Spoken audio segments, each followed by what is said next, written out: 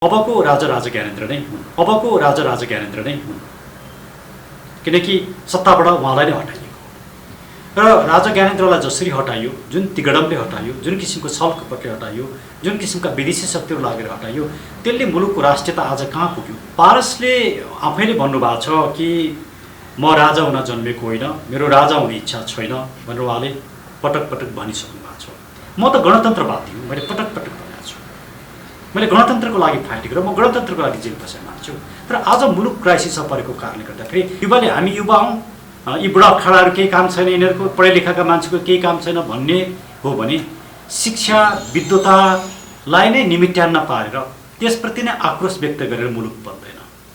शिक्षाको महत्त्व थिएन, ती सबै युनिभर्सिटी कलेज स्कुल सबै बन्द गरिदिउँ। युवा जोसले नेतृत्वलाई साथ दिनुपर्छ। युवाहरूले नेतृत्व लिनका लागि त्यो प्रशिक्षण लिनुपर्छ, त्यो अभ्यास गर्नुपर्छ, त्यो ज्ञान आर्जन गर्नुपर्छ। युवाले हतार गरेर हामी युवा हौँ, हामीले नै देश चलाउनुपर्छ भन्यो भने त्यो मुलुक सङ्कटपर्छ। अब यो व्यवस्थाको विकल्प खोज्नुपर्छ र त्यो विकल्प भनेको चाहिँ नागरिक तन्त्रसहितको राज संस्था नै हो, अर्थात् मोनार्की विथ डेमोक्रेसी। राज संस्था र डेमोक्रेसी दुइटै अब यो मुलुकको लागि अपरिहार्य आवश्यकता हो। के 62-63 जुन आन्दोलन थियो, त्यो आन्दोलनमा राजालाई फाल्ने एजेन्डा थियो र थिएन। 12 बुँदेलाई नै हेर्नुहुन्छ भने 12 बुँदेमा पनि निरङ्कुश राजतन्त्रको अन्त्य मात्रै लेखिएको थियो, राजाको राज संस्थाको अन्त्य लेखिएको थियो, निरङ्कुशताको मात्रै अन्त्यको कुरा थियो। तर राज संस्थालाई स्वीकार गरिएको थियो। राजा ज्ञानेन्द्र फर्केर आउँदाखेरि पनि राजतन्त्रको रूपमा होइन कि राज संस्थाको रूपमा फर्केर आयो। त्यो राज संस्थाको भूमिका भनेको सीमित हुन्छ। उनले दर्शक नमस्कार, तपाईँ हेर्दै हुनुहुन्छ नेपाल रविवार। हामीसँग हुनुहुन्छ वरिष्ठ अधिवक्ता डाक्टर सुरेन्द्र भण्डारी, साथै नेपालका लागि नेपाली अभियानका संयोजक हुनुहुन्छ। तिहार लगत्तै ठुलो घोषणा गर्नुभएको छ नेपालका लागि नेपालीले। अब के हुनेवाला छ त, हामीले जोड्न चाहन्छौँ। स्वागत छ हजुरलाई। धन्यवाद महेशजी, तपाईँसँग लामो समय पछाडि भेटघाट भयो, खुसी लाग्यो। पछिल्लो समयको केही नयाँ अपडेट योभन्दा अगाडिको प्रेस मिटमा हजुरले गराइसक्नु भएको थियो। हजुर, हामीले त्यो जानकारी पनि पाएका थियौँ। हजुर, 20 गते आन्दोलनको घोषणा पनि गर्नुभएको छ र देशव्यापी अहिले जुन हिसाबले एक हिसाबले लड्को उठिरहेको छ, भनौँ न युवाहरू सडकमा आइराखेका छन्, यसले हामी के देख्छौँ? अबको आन्दोलन, हजुरको आन्दोलनको धार कतातिर जान्छ? अब धन्यवाद महेशजी। आज किन युवाहरू सडकमा आइराखेका छन् या नागरिकहरू किन स्वतस्फूर्त रूपमा सडकमा आएका छन् भने आज मुलुक नै क्राइसिसमा पुग्यो। मुलुक नै अब नागरिकले बचाउनु पर्ने अवस्थामा पुग्यो। सरकारले नागरिकहरूको जीवनको सुरक्षा गर्न सकेन।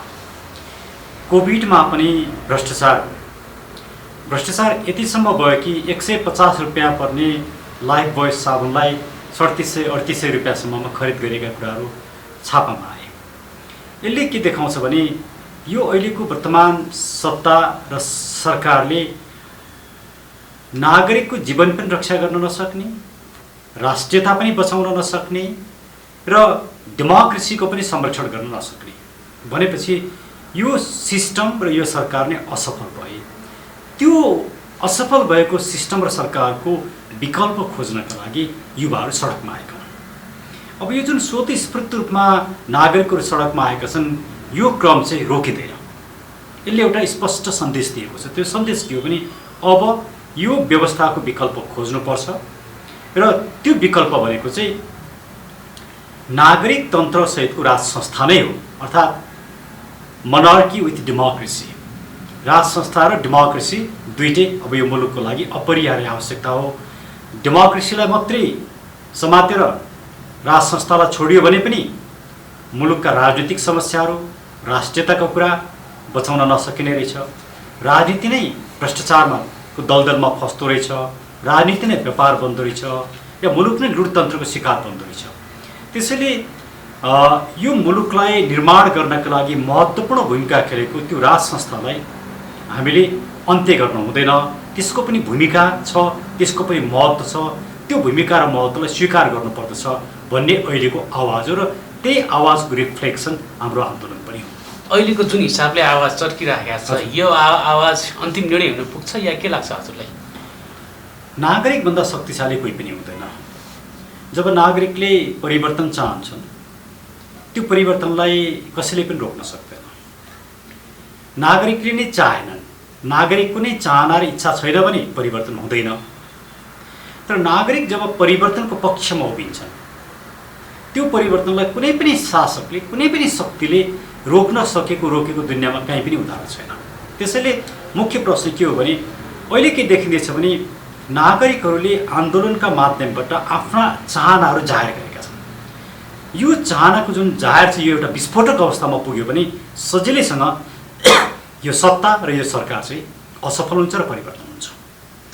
राज संस्था, नागरिक सहितको राज संस्था भन्नुभएको छ, त्योभन्दा अरू विकल्प देखिन्छ आउँछ होला जस्तो लाग्छ हजुरलाई? के लाग्छ अब हामीले यो राज संस्था नै आवश्यकता किन पर्यो भने हामीले प्रजातन्त्रको पनि अभ्यास गऱ्यौँ, हामीले लोकतन्त्रको पनि अभ्यास गऱ्यौँ, हामीले गणतन्त्रको पनि अभ्यास गऱ्यौँ, राजतन्त्रको पनि अभ्यास गऱ्यौँ। यी सबै किसिमका तन्त्रहरू असफल भए। त्यसैले राज संस्था भनेको चाहिँ हिजोको राजतन्त्र होइन। हिजोको राजतन्त्रले राजाले आफै शासन गर्ने अभिलाषा राखे, राजाले आफै राजनीति गर्ने प्रयास गरे, राजनीति गरे। जब राजाले राजनीति गर्छन्, राजनीतिक पावर एक्सर्साइज गर्छन्, तब नागरिकहरूको सार्वभौम सत्तामाथि चाहिँ आघात पुग्छ। र जब राजा र पिपुलको बिचमा कन्फ्लिक्ट सुरु हुन्छ, त्यो कन्फ्लिक्ट भनेको सार्वभौम सत्ता कोसँग रहने भन्ने विवाद हो। यदि राजाले सार्वभौम सत्ता मसँग रहन्छ भन्ने धारणा राखे भने त्यो किसिमको सिस्टमलाई हामीले राजतन्त्र भन्छौँ। राजतन्त्र नेपाली समाजमा, नेपालको राजनीतिमा असफल भइसक्यो। यो फर्केर आउँदैन राजतन्त्र। तर राज संस्था चाहिँ मुलुकको जरुरी हो। किनभने यो मुलुकको एउटा सभ्यता छ, यो मुलुकको धर्म छ, यो मुलुकको परम्परा छ, यो मुलुकका विभिन्न जात जातिका मानिसहरू छन्, संस्कृति छ र मुलुकको राष्ट्रियता नै बचाउनको लागि पनि त्यो किसिमको एउटा अभिभावकको भूमिका खेल्ने संस्था जरुरी छ। अब यहाँले भन्नुहोला हैन, यो त नागरिकहरूले चुनेर पठाएका प्रतिनिधिहरू छन् नि, त्यत्रो पोलिटिकल पार्टिजहरू छन्, उनीहरूको पो भूमिका हो त भन्ने कुरा उठ्छ। पोलिटिकल पार्टिजले यो काम गरिदिएको भएदेखि यो टाउको दुखाइ नै हुँदैन थियो। पोलिटिकल पार्टीहरू असफल रहे, आज सत्तामा बस्ने दल र नेताहरू असफल भए। त्यसैले यो दलहरूमा पनि आमूल रूपमा परिवर्तन जरुरी भयो। अहिले सत्तामा बस्ने व्यक्तिहरूले मुलुकलाई नै असफल बनाए, राजनीतिलाई असफल बनाए, राष्ट्रियतालाई धरापमा राखे। त्यो कारणले गर्दाखेरि यस्तो किसिमको राजनीतिक चरित्र भएका व्यक्तिहरू सत्ताबाट हट्नु नै उपयुक्त हुन्छ।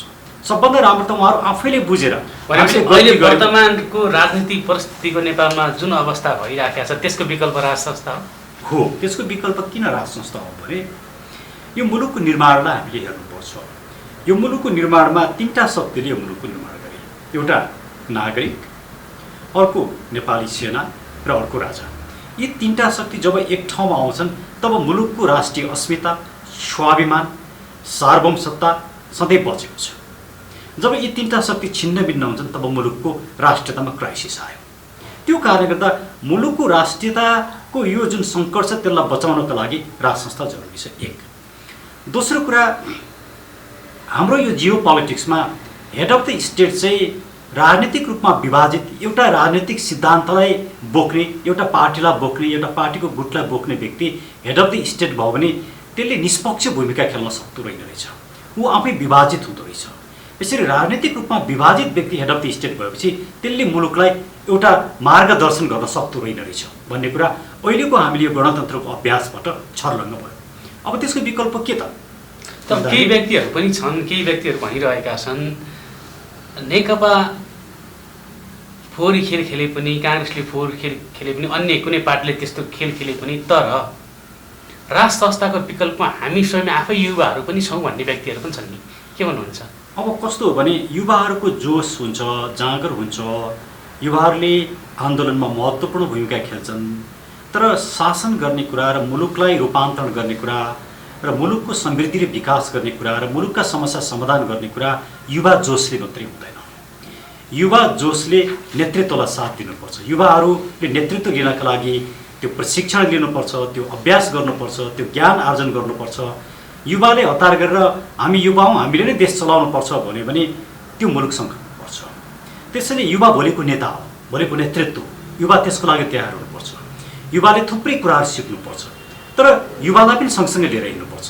युवा र नेतृत्वदायी शक्ति यो एकै ठाउँमा आउनुपर्छ।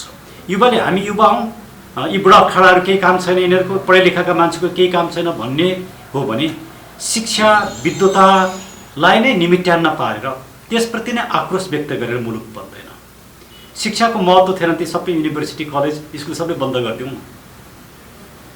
कसैले भन्ला होइन पृथ्वीनारायण शाहले पढेका थिएनन् नि होइन, पृथ्वीनारायण शाह त धेरै पढेका थिए, त्यहाँ गुरुजनहरू थिए, शिक्षकहरू थिए। ठुलो म भर्खरै वाल्मीकि आश्रम पुगेर आएँ।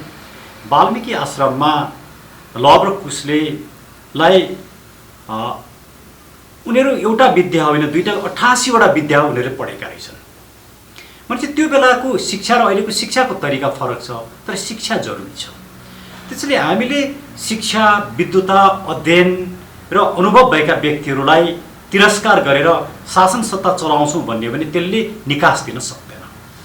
अहिलेको जुन नेतृत्व वर्ग छ मुलुकमा देखिएको, त्यो नेतृत्व वर्ग शिक्षित नभएको कारणले, त्यो नेतृत्व वर्गमा राजनीतिक अहमता भएको कारणले, आत्मकेन्द्रित भएको कारणले यी समस्या आएका। त्यसैले अबको हामीले रूपान्तरण खोज्दाखेरि एउटा फरक किसिमको राजनीतिक धरातलमा खोज्नुपर्छ।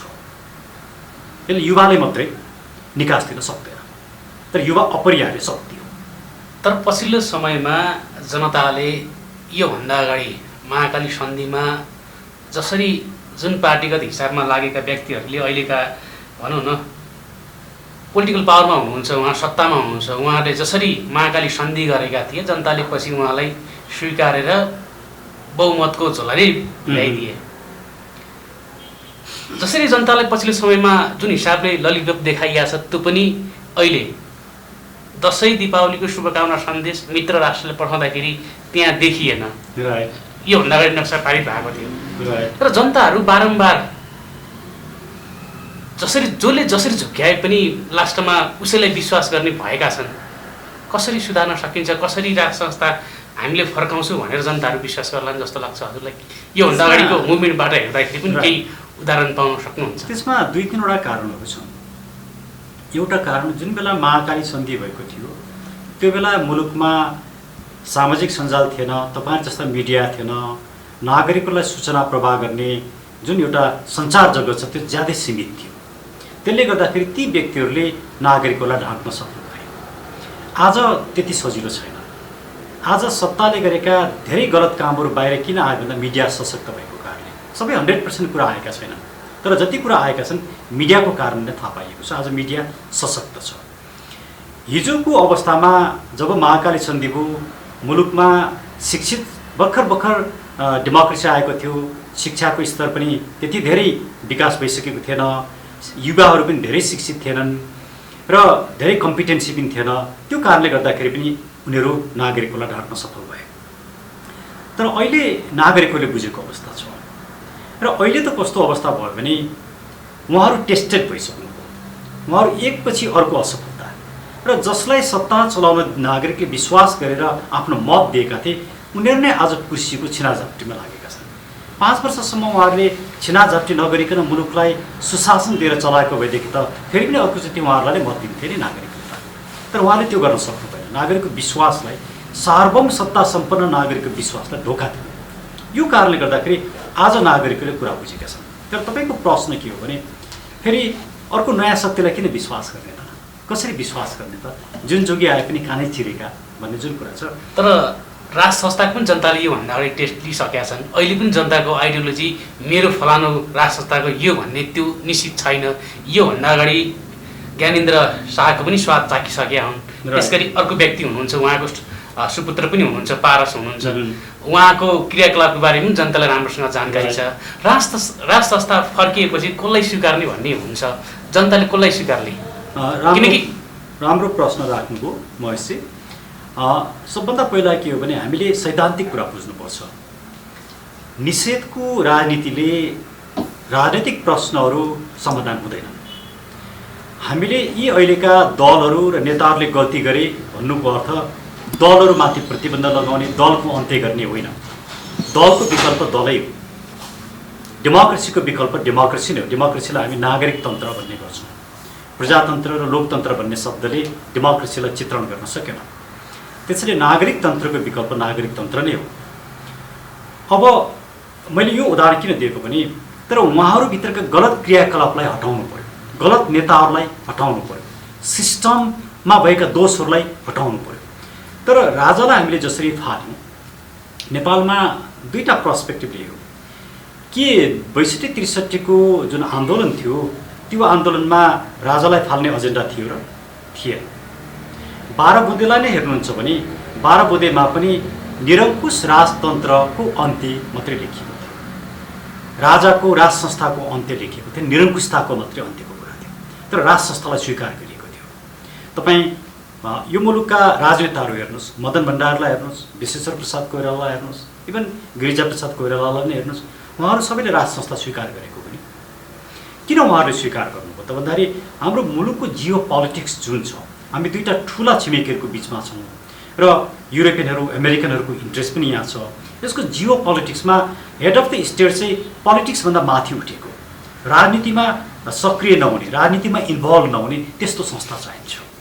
त्यसैले हिजो राजा ज्ञानेन्द्रले गरेका गल्तीहरूको लागि उनले सजाय पाइसके, राज संस्था राजतन्त्र फालिसक्यो, राजा फालिसके। अब राजा ज्ञानेन्द्र फर्केर आउँदाखेरि पनि राजतन्त्रको रूपमा अनि कि राज संस्थाको रूपमा फर्केर आउने। त्यो राज संस्थाको भूमिका भनेको सीमित हुन्छ। उनले सम्पूर्ण नागरिकहरूको र मुलुकको एकताको प्रतीक भएर बस्ने, लाइक ब्रिटेनको महारानीको रूपमा, जापानको सम्राटको रूपमा, या नेदरल्यान्ड्सको हेड अफ द स्टेट रानीको रूपमा, या नरोत्तम सिंहानुको रूपमा यसरी बस्नुपर्छ। त्यो भनेको as a head of the state प्रमाधिपति, आर्मीको प्रमाधिपति हेड अफ द स्टेट हुन्छन्। सर्टेन फरेन रिलेसनका कतिपय कम्पोनेन्टहरूमा एउटा न्युट्रालिटी मेन्टेन गर्नलाई त्यो अधिकार दिनुपर्ने हुनसक्छ। के दिने त भोलि संविधान बनाउँदाखेरिका कुराहरू हुन्छन्। तर आफैले राजनीति नै सम्पूर्ण आफैले सञ्चालन गर्ने होइन राजाले। राजाले नै मैले राजनीति सञ्चालन गर्छु, राजनीतिक अधिकार नै राजाबाटै निश्चित हुन्छ, पोलिटिकल पावर चाहिँ राजासँग निहित हुन्छ र त्यो राजाबाटै निश्चित हुन्छ भन्ने जुन कन्सेप्ट छ नि, त्यसले पिपुलको सबरेन्टीलाई आक्रमण गर्छ, अस्वीकार गर्छ। त्यसैले 62-63 को आन्दोलनका थुप्रै नराम्रा पक्ष नि एउटा राम्रो पक्ष छ। त्यो राम्रो पक्ष के हो भने त्यसले नागरिकमा रहेको सार्वभौम सत्तालाई स्वीकार गरेको छ। हामीले त्यो कुरालाई बचाउनुपर्छ र राजाले पनि त्यो कुरालाई स्वीकार गरेपछि मात्रै राजाको पुनर्स्थापना हुन्छ। हामीले अहिले चाहेको कुरा के हो भने बेसिक फन्डामेन्टल पोलिटिकल धरातलमा बसेर कम्युनिस्टलाई पनि हामीले निषेध गर्नु हुँदैन, काङ्ग्रेसलाई पनि निषेध गर्नु हुँदैन, तर उहाँहरूका गलत क्रियाकलापलाई चाहिँ, उहाँहरूका दोषलाई चाहिँ सजाय दिनुपर्छ। जस्तो भ्रष्टाचार टलरेट गर्नु हुँदैन। त्यसैले हामीले भन्यौँ भ्रष्टाचारीहरूको सम्पत्तिको छानबिन गर्नुपर्छ, सत्तामा बसेका प्रत्येक व्यक्तिको सम्पत्तिको छानबिन गर्नुपर्छ, नागरिक आयोग बनाइनु पर्दछ र दोषीमाथि कारबाही गरिनुपर्छ। मैले हजुरलाई यसैमा रोकेर जोड्न चाहेँ, सुगौली सन्धिपछि जति पनि राजा भएका थिए, हजुर, नेपालको भूगोलको संरक्षण भएन, भ्रष्टाचार बढेको थियो भन्नेहरू पनि छन् नि, उहाँलाई के भन्नुहुन्छ? अब सुगौली सन्धिको कन्टेक्स्ट कस्तो छ भने जुन बेला सुगौली सन्धि भयो अङ्ग्रेजहरू एकदमै आक्रामक थिए र उनीहरूले नेपाललाई नै, नेपालको अस्मिता नै समाप्त पार्न सक्दथे। त्यस्तो अवस्थामा बहादुर शाह या त्यस बेलाका राजाहरूले जुन भूमिका खेले त्यो भूमिका अद्वितीय छ। नेपाल बचाउन धेरै ठुलो कुर्बानी गरिएको छ। त्यस बेलाका अमरसिंह थापा हुन् या भीमसेन थापा हुन्, त्यस बेलाका बहादुर नेपालीहरू हाम्रा पूर्वजहरूले जुन वीरता देखाए त्यो अतुलनीय छ। तर सुगौली सन्धि नेपालले खुसीले गरेको सन्धि होइन। सुगौली सन्धि नेपालको लागि एउटा बिट्रे हो। र अहिले पनि हामीले प्रश्न के उठाइरहेको छौँ भने भारत क्लियर हुनुपर्छ। भारतले सुगौली सन्धिलाई स्वीकार गर्ने हो भने लिपुले, कालापानी र लिम्पियाद्वारा नेपालको भन्ने कुरा विवाद गर्न पाउँदैन। सुगौली सन्धिलाई स्वीकार नगर्ने भने हाम्रो भूमि त टिस्टा र काङ्गडासम्म पुग्छ। त्यसले सुगौली सन्धिको बारेमा मैले धेरैचोटि बोलिसकेको छु, आज त्यो विषयमा नजाउँ। आजको मुख्य प्रश्न के हो भन्दाखेरि किन अहिलेको वर्तमान शासन व्यवस्था र सरकार असफल भयो र त्यसलाई हामीले चुनौती गऱ्यौँ र मङ्सिर 20 गते हामीले व्यापक नागरिक सहभागितामा एउटा नागरिक आन्दोलनको घोषणा गर्न गइराखेका छौँ भन्ने चाहिँ आजको मुख्य विषय हो। त्यसरी मैले अघि जुन कारणहरू पनि किन नागरिक तन्त्र सहितको राज संस्था किन चाहिन्छ भन्ने विषयमा मैले केही कारणहरू अगाडि राखेँ। अब हामीले अगाडि सारेका केही कुराहरू म तपाईँलाई बुदागत रूपमा केही कुराहरू म पढेर पनि सुनाउँछु। हाम्रो मुख्य सवाल के हो भने मुलुक बचाउन नागरिक तन्त्रको डेमोक्रेसीको रक्षा गर्न र नागरिक स्वतन्त्रता एवं नागरिकको जीवन रक्षा गर्न वर्तमान शासन व्यवस्था र सरकार असफल भएको हुँदा विकल्प खोजौँ। 2072 सालको संविधान नै बाधक भएको हुँदा यसलाई खारेज गर्नु। अबको विकल्पको रूपमा नागरिक सरकार स्थापना गर्न हामी सबै नागरिकहरू एकजुट बनौँ। पञ्चायत कालदेखि हालसम्म सत्तामा बस्ने नेता र उच्च पदस्थ व्यक्तिहरूको सम्पत्तिको छानबिन गरी दोषीलाई सजाय गरी त्यस्तो सम्पत्ति जफत गरौँ। गरिबी निवारण, युवा रोजगारी, शिक्षा र स्वास्थ्यमा लगाउन नागरिक आयोग गठन गरौँ। वर्तमान निर्वाचन प्रणाली नागरिक तन्त्र विरोधी भएको हुँदा निर्वाचन प्रणालीमा व्यापक सुधार गरौँ। प्रत्यक्ष निर्वाचन प्रधानमन्त्री, 115 जनामा नबढ्ने सांसद मन्त्री बन्न नपाउने र सांसदले संसद विकास कोष लगायतका भत्ता र सुविधा लिन नपाउने व्यवस्थासहित सानो छरितो मन्त्रीमण्डलको व्यवस्था गरौँ। नागरिक तन्त्रसहितको राज संस्था स्थापना गरौँ। लुटतन्त्र, बेथिती, महँगी, बेरोजगारी र राज्य आतङ्क बन्द गरौँ। शिक्षा र स्वास्थ्यलाई निःशुल्क, सर्वसुलभ र गुणस्तरीय बनाऊ। मुलुकले धान्न नसक्ने संहिताको विकल्प खोजौँ। धर्मसापेक्ष राज्य स्थापना गरौँ। युवा पुस्तालाई स्वदेशमै रोजगारीको व्यवस्था गरौँ। बन्द रहेका सम्पूर्ण उद्योगहरू पुनः सञ्चालन गरौँ। मुलुकले धान्न नसक्ने व्यापार घाटा अन्त्य गरौँ। एमसिसी लगायतका सम्पूर्ण राष्ट्र र असमान सन्धि सम्झौता खारेज गरौँ। लिपुलेक, कालापानी, लिम्पियाधुरा, सुस्ता लगायत मिचेका सम्पूर्ण नेपाली भूभाग रक्षा गरौँ। मौलिक मानव अधिकारको रक्षा गर्दै कोरोनाको निःशुल्क उपचारसहित कोरोना पीडितलाई राहत सुनिश्चित गरौँ। त्यसैले यी जुन एजेन्डाहरू छन्, यी एजेन्डाहरू चाहिँ आज मुलुकको लागि अपरिहार्य आवश्यकता परेको छ। यी कामहरू अहिलेको वर्तमान शासन व्यवस्था र सरकारले गरिदिएको भए हामीले यो आवाज उठाउनु पर्ने या परिवर्तनको शङ्खनाद गर्नुपर्ने थिएन। अहिले आज यो मुलुक नै बचाउनु पर्ने अवस्था आइपऱ्यो। भ्रष्टाचारको विरुद्धमा लडाइँ लड्नुपर्ने अवस्था आइपऱ्यो। राजनीति व्यापारीकरणको, राजनीतिलाई शुद्धिकरण गर्नुपर्ने आवश्यकता आइपऱ्यो। यो प्रत्येक नेपाली नागरिकको जिम्मेवारी पऱ्यो। यस अर्थमा हामीले के भन्यो भने अब यो मुलुकलाई नै बचाउनका लागि नागरिक आन्दोलनको विकल्प छैन। त्यही कारणले हामीले यो मङ्सिर 20 गते माइतीगढ मण्डलमा 11 बजे व्यापक नागरिक सभाका लागि हामीले सम्पूर्ण नेपाली नागरिकलाई आह्वान गरेका छौँ र त्यहाँ हामी नागरिक आन्दोलनको घोषणा गर्दछौँ र सबै कार्यक्रमहरू सार्वजनिक। योभन्दा अगाडिको आन्दोलनको स्वरूप जनताले पनि जानकारी पाएका थिए, हामीले पनि जानकारी पाएका थियौँ। अबको आन्दोलनको स्वरूप कस्तो रहनेछ? आन्दोलन निश्चित रूपमा शान्तिपूर्ण हुन्छ, अहिंसात्मक हुन्छ। आन्दोलनमा असङ्ख्य नागरिकहरू सहभागी हुनुपर्छ, त्यसको लागि हामी अपिल गर्छौँ। हामी मात्रै सहभागी भएर आन्दोलन हुँदैन। आन्दोलनको लागि सम्पूर्ण नागरिकहरूको साथ चाहिन्छ, किनकि मुलुक हामी सबैको साझा हो। हामी सबैले मुलुक बचाउने जिम्मेवारी लिनुपर्छ। अहिलेको शासन व्यवस्था र सत्ता असफल भयो भन्ने कुरा छर्लङ्ग छ, घाम जत्तिकै छर्लङ्ग छ। यसमा हामीले अस्पष्ट हुनुपर्ने, दुविधा राख्नुपर्ने कुनै कारण छैन। त्यसैले कुनै पनि परिवर्तन, कुनै पनि रूपान्तरण नागरिकको सहभागिता र नागरिकको नेतृत्वबाट मात्रै सम्भव हुन्छ। यदि नागरिकहरूले परिवर्तन जरुरी छैन, यही ठिक छ भन्छन् भने परिवर्तन हुँदैन। त्यसले यसको निर्णय गर्ने अन्तिम निर्णायक भनेको सार्वभौम सत्ता सम्पन्न नागरिक नै हो। तर पछिल्लो समयको राजनीतिक अवस्था हेरिरहँदाखेरि जुन हिसाबले नेकपामा विवाद चर्किएको छ, यसले यो परिमाणले राष्ट्र संस्थालाई फाइदा हुन्छ भन्ने हो बुझाइ के छ हजुर? के भन्नु? होइन, कुरा के हो भने नेकपा तहस नहस भएर मुलुकलाई फाइदा हुँदैन। नेकपाभित्रको गलत प्रवृत्तिको अन्त्य हुनुपर्छ। हामीले प्रगतिशील शक्तिहरू, लेफ्ट शक्तिलाई समाप्त पारेर निषेध गरेर मुलुक अघि बढ्न सक्दैन। त्यसले द्वन्द्व सिर्जना गर्छ, निषेधले द्वन्द्व सिर्जना गर्छ। हामीले डेमोक्रेटिक फोर्सेसहरू, नेपाली काङ्ग्रेस जस्तो भएन, गणेशमान सिंहको नेपाली काङ्ग्रेस भएन, विश्वेश्वर प्रसाद कोइरालाको नेपाली काङ्ग्रेस भएन। नेपाली काङ्ग्रेस जस्तो हुनु पर्यो, अनि मात्रै यो मुलुक बच्छ। राष्ट्रवादी शक्तिहरू साँचो अर्थमा राष्ट्रवादी हुनु पर्यो, सत्ताको लोभ गर्ने, सत्तामा जाने अनि राष्ट्रियताको विषयलाई सत्तासँग साट्ने काम गर्नु भएन। त्यसैले हामीले भनेको कुरा के हो भने निषेधको राजनीतिले मुलुकका राजनीतिक समस्याहरू समाधान हुँदैन। आज पनि मुलुकका 3टा राजनीतिक समस्या समाधान भएका छैनन्। गणतन्त्रको विषय नेपाली नागरिकले निर्णय गरेको विषय होइन, संहिताको विषय नेपाली नागरिकले निर्णय गरेको विषय होइन, धर्मनिरपेक्षताको विषय नेपाली नागरिकले निर्णय गरेको विषय होइन। यी अनिर्णित राजनीतिक प्रश्न हुन्। यी अनिर्णित राजनीतिक प्रश्नमा नागरिकले नै निर्णय गर्न पाउनु पर्दछ। यो निर्णय गर्दाखेरि कुनै एउटा शक्तिलाई निषेध गरेर गरिने निर्णय दीर्घकालीन रूपमा त्यसले मुलुकलाई असर गर्दछ र त्यो नागरिक समस्या राजनीतिक समस्या समाधान हुँदैन, त्यसले द्वन्द्व निम्ति हुन्छ। त्यसैले हामी द्वन्द्वको पक्षमा छैनौँ। हजुरको अभियानले जुन निर्णय गरेको छ 20 गतेको, त्यो आन्दोलनले निर्णय पाएन भने त्यसपछिको विकल्प के रहन्छ हजुरहरूको? त्यस पछाडि सोचौँ, त्यस पछाडि हामीले सोच्नुपर्छ। एकछिन मान्नुहोस् न, अनुमान के गरौँ भने हामीलाई नागरिकले पत्याएनन्,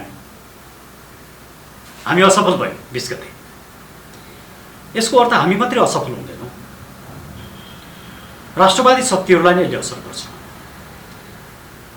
नेपालका लागि नेपाली या राष्ट्रिय नागरिक आन्दोलन असफल हुने अनि अर्कोले गरेको आन्दोलन चाहिँ सफल हुने त्यस्तो हुँदैन।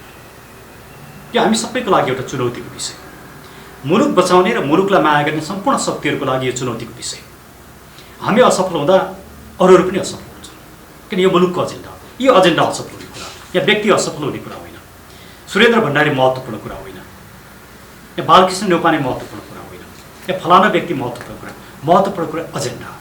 यो एजेन्डा असफल हुँदा यो एजेन्डालाई पिपुलले साथ नदिँदा मुलुकलाई असर पर्छ।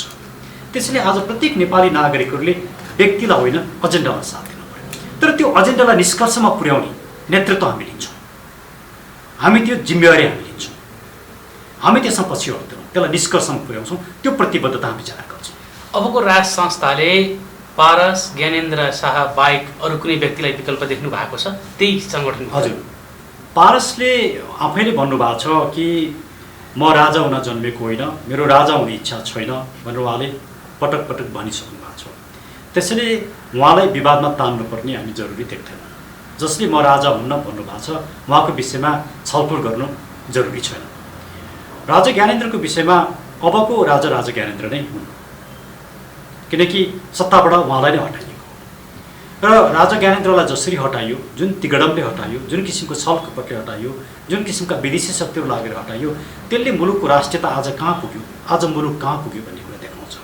हो, राजा ज्ञानेन्द्रका हिजोका गल्ती कमी कमजोरी थिए, त्यो कुरा उहाँले सच्याउनुपर्छ।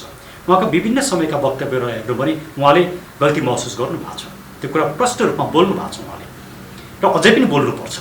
त्यसले राजा ज्ञानेन्द्र हिजोको रूपमा होइन, राजतन्त्रको रूपमा होइन, शासन गर्ने राजाको रूपमा होइन, नागरिकको एकताको प्रतीकको रूपमा राज संस्थाको रूपमा आउनुपर्छ। उहाँको त्यो भूमिका हुनुपर्छ। उहाँले आफैले राजनीति गर्ने, राजनीतिक शक्ति मैले नै प्रयोग गर्ने, राजनीतिक दलहरूलाई माइनस गर्ने कुरा सोच्नुभयो भने राजा फर्किने सम्भावना 0%। हामी त्यो पक्षमा छैनौँ। त्यसले हामी किन राज संस्थाको पक्षमा छौँ भने यो मुलुक बचाउनको लागि। म त गणतन्त्रवादी हुँ, मैले पटक पटक भनेको छु, मैले गणतन्त्रको लागि फाइट गरेर म गणतन्त्रको लागि जेल बसाइ मान्छु। तर आज मुलुक क्राइसिसमा परेको कारणले गर्दाखेरि हामीले कसैलाई पनि निषेध नगरौँ, हामी सबै मिलेर मुलुक बचाउनुपर्छ। हामीले कुनै पार्टीप्रतिको हाम्रो कुनै निषेध गर्ने हाम्रो कुनै लक्ष्य छैन। हामीले तीनटा शक्तिहरू मिल्नुपर्छ, प्रगतिशील शक्तिहरू, डेमोक्रेटिक शक्तिहरू र राष्ट्रवादी शक्तिहरू। यी सबै शक्तिहरू मिलेपछि मात्रै यो मुलुक बच्छ। हामीले आज सृजना गर्न खोजेको वातावरण यो हो र राज संस्था चाहिँ सबैको साझा हुनुपर्छ। हिजो फाल्नेहरूप्रति पनि राज संस्थाले दुराग्रह राख्नु हुँदैन, बायस हुनु हुँदैन। राज संस्था राजा आओ देश बचाऊ भन्नेहरूको लागि जति राज संस्थाको नजदिकी होला त्यति नै नजदिकी हिजो राज संस्था फाल्नेहरूको, राजा फाल्नेहरूको लागि हुनुपर्छ। त्यसैले त्यो संस्था भनेको कस्तो नि कसैप्रति बायसनेस नराख्ने, सबैको साझा हुने, राजनीतिभन्दा माथि उठ्ने र मुलुकको हितमा काम गर्ने संस्था हुनुपर्छ। त्यसले राजनीति गऱ्यो भने मुलुक विभाजित हुन्छ। कार्यक्रमको अन्तिममा छौँ, आम नेपाली जनमानसलाई के भन्न चाहनुहुन्छ? महेशजी धन्यवाद। म आज मुलुक साह्रै अप्ठ्यारो अवस्थामा छ। आज हामी स्वाभिमान नेपाली नागरिक नै हौँ कि होइनौँ भन्ने प्रश्न उठेको अवस्था छ। मुलुकै रहला कि नरहला भन्ने प्रश्न उठेको छ। राजनीतिले चरम विशृङ्खलता सिर्जना गरेको छ, राजनीति व्यापार बनेको छ। आज भ्रष्टाचारले मुलुकलाई आक्रान्त बनाएको छ। यस्तो अवस्थामा मुलुक बचाउने जिम्मेवारी तपाईँ हामी प्रत्येक नेपाली नागरिक हो। एकचोटि हामी दलभन्दा माथि उठौँ, नेपालको राष्ट्रिय झन्डा लिएर शान्तिपूर्ण रूपमा अहिंसात्मक रूपमा यी एजेन्डालाई साथ दिनका लागि सडकमा निस्क्यौँ। मङ्सिर 20 गते 11 बजे माइतीघर मण्डलमा म प्रत्येक नेपाली नागरिक, राष्ट्रवादी, प्रगतिशील, डेमोक्रेटिक प्रत्येक नेपाली नागरिकलाई म आह्वान गर्दछु, आउनुहोस् सँगै काम गरौँ, यो मुलुक बचाउँ। आज मुलुक बचाउने जिम्मेवारी हामीले लिन सकेनौँ भने भोलि तपाईँ हामी पछाडि आउने जेनेरेसन, हाम्रो भावी सन्तानले हामीलाई धिक्कार्नेछ, हामी आफैमा एउटा असफल जेनेरेसन बन्नेछौँ, असफल नागरिक बन्नेछौँ, मुलुक बचाउँ र हामी पनि एउटा यो मुलुकको सुन्दर भविष्यको सृजना गरौँ, त्यसको लागि साथ दिनुहोस् भनेर म हार्दिक रूपमा निवेदन गर्न चाहन्छु। यो महत्त्वपूर्ण समय सम्वादको लागि यहाँलाई धन्यवाद दिन चाहन्छु। धन्यवाद महर्षि।